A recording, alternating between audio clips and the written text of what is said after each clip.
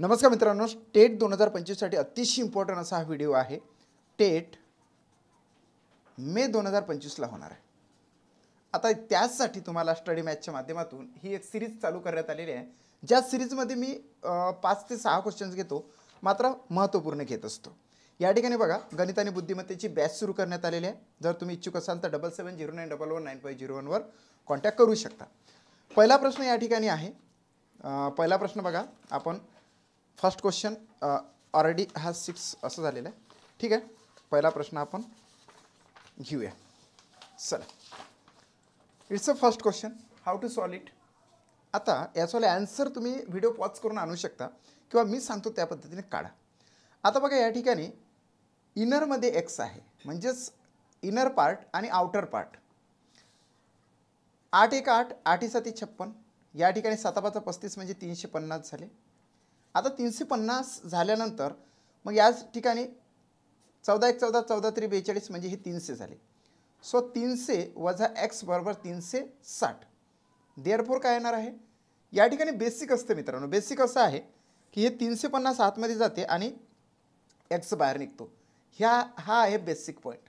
आपण हे प्रश्न शिकत असतानाच बेसिक पॉईंट काही लक्षात घेणार आहोत।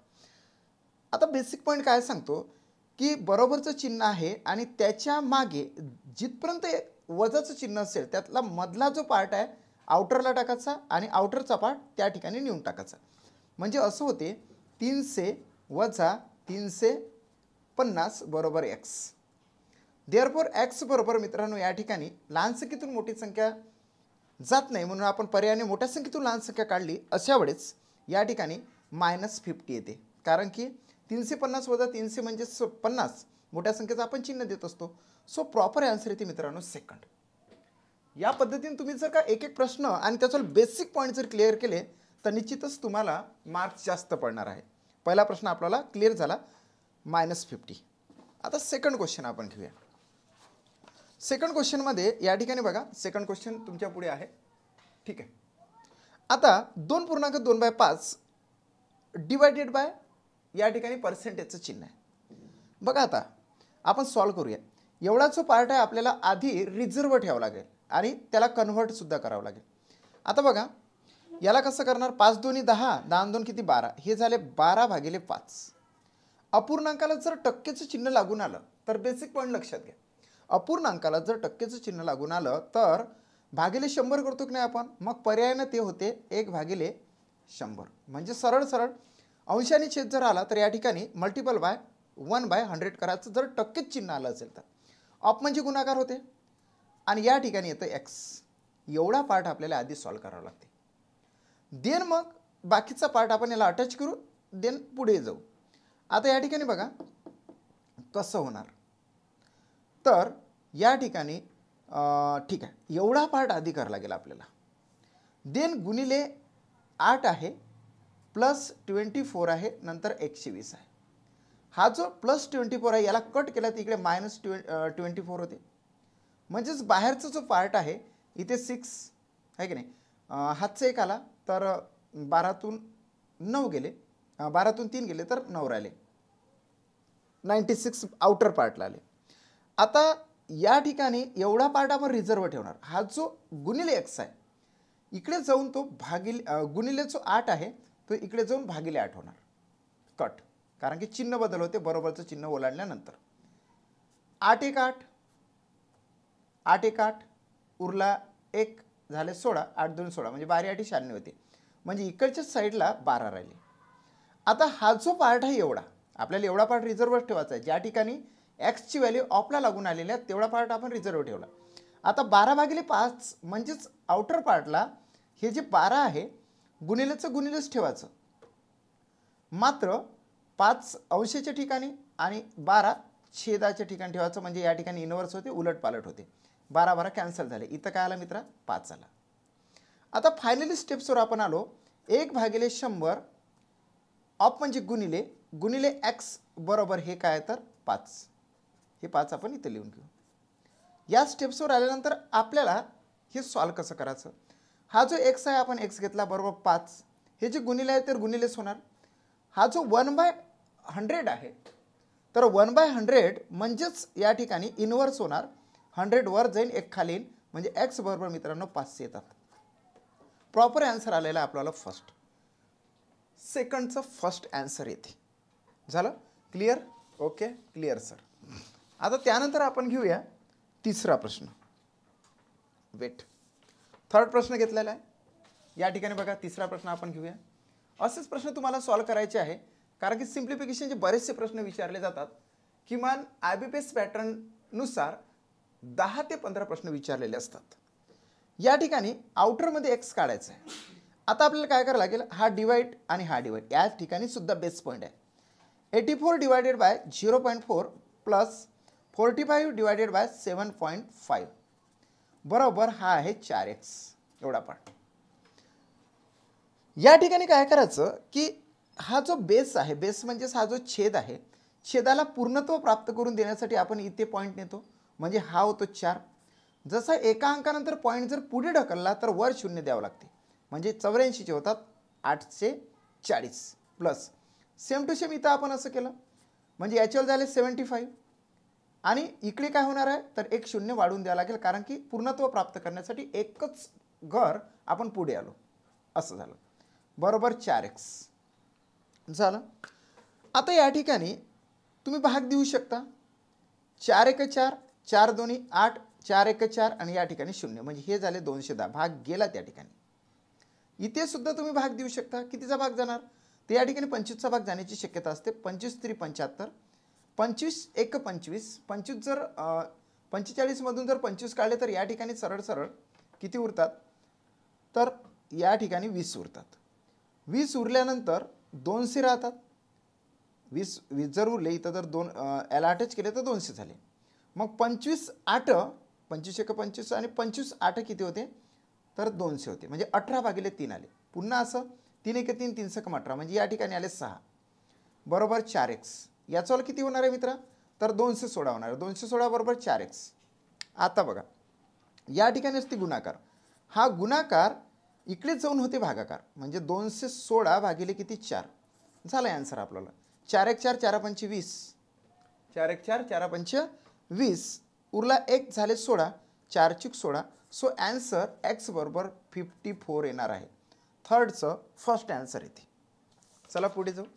चौथा प्रश्न बघा या ठिकाणी. चौथा प्रश्न सुद्धा आपण त्याच पद्धतीने सॉल्व करून घेऊ. आता बघा ब्रॅकेटमध्ये ब्रॅकेट आहे, अशा वेळेस काय करायचं की आतमधून आपण सॉल्व करत नेऊ. या ठिकाणी सर्वप्रथम बॉडमासच्या नियमानुसार आपल्याला भागाकार सॉल्व करावा लागतो हा, त्याच्यानंतर हा एवढा भागाकार सॉल्व करावा लागतो. बॉडमासचा नियमच आपल्याला सांगते की आधी भागाकार करा. आता इथल्या इथं जर भाग दिला तर असा भाग जातो 3/15, म्हणजे 3 1 3, 3 5 15, 1/5 झालं. सो आपण लिहून घेणार 85 वजा 1/5 झाला, हा वजा चिन्ह आहे. आता देन गुणिले 25 प्लस हा जो एवढा पार्ट आहे तो मी इथे सॉल्व करतो 2/5 आणि 1.25. अशा वेळेस पॉईंटची पोझिशन सारखी करून घ्यायची असं बेसिक सांगते. पॉईंट नंतर 2 अंक आहे, इथे पॉईंट नंतर 1 अंक आहे, म्हणून आता 0 लावून 2 अंक कंप्लीट केले. आणि पॉईंट नंतर सेम टू सेम जर अंश आणि छेदामध्ये पॉईंटची पोझिशन असेल, म्हणजे 2 अंकानंतर इथं 2 अंकानंतर आलेले आहे, अशा वेळेस पॉईंटच गायबच करून टाकायचा आणि डायरेक्ट थेट 2.50 न समजता 250 समजायचे, 1.25 न समजता दिसतं काय पॉईंट गेल्यानंतर 125 समजायचे, म्हणजे 250 भागिले 125, म्हणजे 125 1 125, 125 दोन्ही 250, म्हणजे एवढ्याच आन्सर येते. किती तर 2 झालं. 2 आपण लिहून घेतले. देन एवढा इज इक्वल टू, ठीक आहे, एवढा पार्ट आपल्याला आता सॉल्व करावा लागेल. आता बॉडमासच्या नियमानुसार हा जो गुणाकार आहे तो गुणाकार आपल्याला आधीच सॉल्व करावा लागेल. 5 1 5, 5 5 25, आडवा भाग जातो आणि हे 5 1 5, म्हणजे 85 - 5 + 2 बरोबर. आता आउटरचा पार्ट इथे किती येते मित्रा तर x + 25, हा जो गुणिले 2 आहे तर तो गुणिले 2 आपण इथे लिहून घेऊ, नंतर तो भागिले 2 होणार. या ठिकाणी किती उरतात तर 85 मधून 5 गेले तर 80 राहिले, 80 ने हे 2 82 होतात बरोबर. x + 25, आता हे गुणिले 2 जे आहे ते इकडे भागिले 2 होणार. बे 1 बे, बेचूक 8, बे 1 बे, म्हणजे 41 आले. सो देअरफॉर 41 बरोबर x + 25. म्हणून आता आपण x बरोबर जर काढायचं झालं तर हे जे 25 आहे इकडे काय होणार आहे, मायनस होणार आहे. सो x बरोबर किती येणार, 41 मधून 25 गेले सांगा तुम्ही. तर 41 मधून 25 गेले तर 11तून 6 गेले, 11तून 5 गेले 6 राहिले, हातचाला 1, 16 राहतात. सो x = 16 आन्सर येते. 4चं सुद्धा फर्स्टच आन्सर आलेलं आहे. तुम्ही व्हिडिओ पॉज करू शकता आणि आन्सर काढू शकता, कारण की नव्याने मी सिरीज सुरू केलेली आहे टेट मे 2025 क्रॅक होण्यासाठी. टेट मे 2025 क्रॅक करण्यासाठी, प्रॅक्टिस से प्रोग्रेस तक. म्हणजे प्रॅक्टिस करा, आपोआप प्रगती होईलच. Last question. आता लास्ट प्रश्न बघा, थोडासा युनिक आहे. ज्या विद्यार्थ्यांना म्हणजे घातांकाचा नियम माहीत आहे तो याचा आन्सर लवकर काढू शकतो. आता 3चा वर्ग किती, तर 9, अधिक 6चा घन किती, 6चा घन म्हणजे 6 × 6 × 6 216, मायनस 5चा चौथा घात किती. आता 5चा चौथा घात म्हणजे 25चा वर्ग रे, आहे की नाही. हे 5 × 5 = 25 आणि हे 5 × 5 = 25 म्हणजे 25चा वर्ग म्हणजे 625. डायरेक्ट 625 लिहायचं. प्लस हे टक्के आहे, याला इथे बेसिक आहे खऱ्या अर्थात. मी ज्या ज्या ठिकाणी बेसिक पॉईंट म्हणतो ते बेसिक पॉईंट तुम्ही लक्षात घ्या. सिम्प्लिफिकेशनचे 10 ते 15 प्रश्न तुम्हाला विचारले जातात आणि ते योग्यरित्या सोडवता आले पाहिजे. म्हणजे या ठिकाणी काय करायचं, हा जो पॉईंट आहे ना तो कट करायचा. म्हणजे पॉईंट कट केला 62.50 आहे की नाही, पॉईंट कट केला आणि ते लिहून घ्यायचं असं पूर्ण. पॉईंट कट केला तर 6250 दिसते. डिवायडेड बाय, मागून एका घरानंतर असलं तर डिवायडेड बाय काय करतो आपण, 1000 करतो. पण 2 घरानंतर असलं तर 10,000 करायचे. इथे काय करायचे, 10,000. याला अशा पद्धतीने कन्वर्ट करायचं जर टक्केचं चिन्ह लागून असले तर. झालं. ऑफ सध्याचा लिहितो बरोबर 100. आता हा ऑफ जो आहे एवढाच पार्ट आपल्याला सॉल्व करावं लागते. याला गुणाकार म्हणायचं असते. आता गुणाकार म्हटल्यानंतर इथे बघा भाग कसा जातो. पहिले तर आपण भाग देऊ, थोडंसं शॉर्ट स्वरूप प्राप्त होईल त्याला. म्हणून आपण काय करायचं, हा 0 कॅन्सल झाला, 0 कॅन्सल झाला. आता 25चा भाग दिला तर 25 × 25 म्हणजे 625 होते. 25 × 100 आणि हा 0 इथं. आता 5 × 5 = 25 आणि 5 × 8 = 40, 5/8 झाले. आता हा गुणाकार म्हटला तर हा एवढा झाला 5x, म्हणजे इथं येणार आहे 5x/8 बरोबर या ठिकाणी 100. आता इकडे काय आहे तर याच्याला आपण काय करू शकतो की याला जैसे ते ठेवायचं आणि एक रिप्लेसमेंट तुम्ही ते तिकडे चालू करून द्यायची. हे अशी जी आहे ते, किंवा इथले इथे तुम्ही काय करू शकता की या ठिकाणी पहिले बेरीज केली तर बेरीज केली तर किती होते, तर या ठिकाणी 225 होतात. मायनस 625 प्लस 5x/8 बरोबर 100. या स्टेप्सवर आलो आपण. आता इथं मायनस करावं लागेल. 225 मधून 625 जात नाही म्हणून 625 मधून 225 काढले तर इथं 400 राहतात. किती राहतात, 400.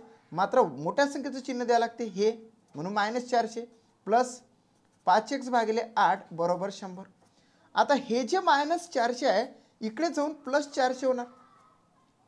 आता हे झाले 500.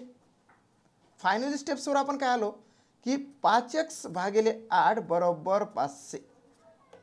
आता मित्रांनो हे जे ×8 आहे इकडे ×8 होणार आणि गुणिले जे 5 आहे इकडे /5 होणार आणि x ची व्हॅल्यू तुमचीवाली निघून जाते. सो 5 × 5 इथं आले 100 म्हणजे 100 × 8 म्हणजे 800. बेस पॉईंट तुम्ही लक्षात घ्या. सो 5चं सुद्धा आन्सर फर्स्टच आहे.